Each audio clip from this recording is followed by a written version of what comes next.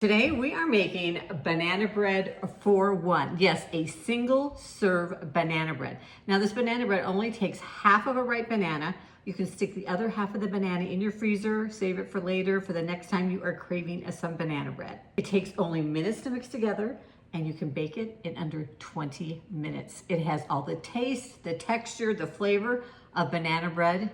It's delicious.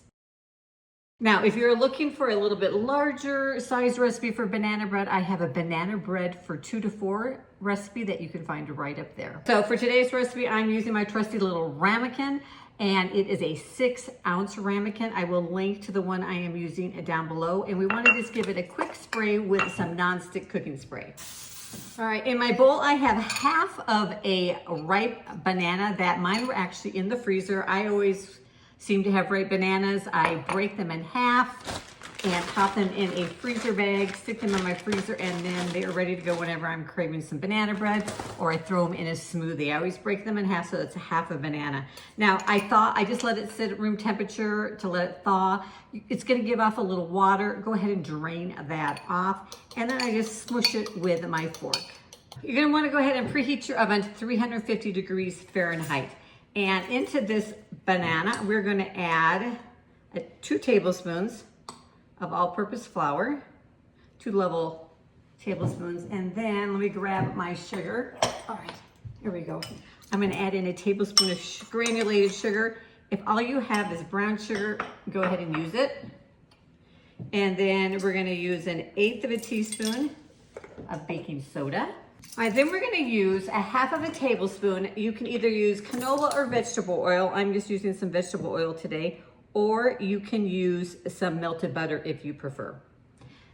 And then I'm gonna add in a pinch of salt. Now, if you are using salted butter, don't add the salt in. Next, we're gonna do 1/2 of a teaspoon or more, or however much you wanna put in, of vanilla, and then some beaten egg. Now, I've just taken 1 egg, I've beat it up, and we're just gonna use a tablespoon of it. So go ahead, save the rest of this egg. A couple things you can do. You can throw it into an ice cube tray and freeze it and use it for later, or you can make one of those giant cookies I have on video for up there. Perfect way to use up the leftover egg. All right, now we're just gonna stir that up. Now, one thing with these little small batches, well, with any banana bread, but especially this one, you don't want to overmix it, because if you do that, you end up with tough banana bread. Now, it is totally okay to have lumps of banana in your batter. Don't worry about that. All right, now, one of my favorite things to add into banana bread are these cinnamon chips. Now, I buy them from a store here in Utah. You can order them online. They are mini cinnamon chips. They are so good in banana bread. I usually use a tablespoon of them. You can use more if you want. You could also use mini chocolate chips. And I like to use the minis because, especially in this really small batch, the minis more evenly distribute through the batter. You don't just get like a big chunk of chocolate here. You get a little bit of chocolate or a little bit of cinnamon through the whole thing. Other option is if you want cinnamon, but you don't have cinnamon chips, go ahead and add in about 1/8 of a teaspoon of cinnamon into the batter. Now, another option would be some nuts. If you like pecans or walnuts in your banana bread, add about 1 tablespoon of chopped nuts into the batter. All right, now we're gonna go ahead and just add that into our greased ramekin. And it's ready to go into the oven. Now, the thing I like to do,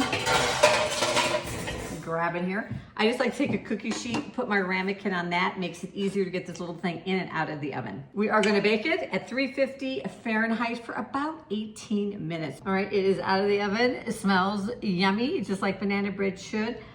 You wanna make sure that it's pulled away from the edges, golden brown, a toothpick inserted, comes out clean. So next time you're craving banana bread, but you just need enough for one, try this single serve banana bread. It has all the taste, the flavor, the texture of regular banana bread, but it's the perfect amount for one person.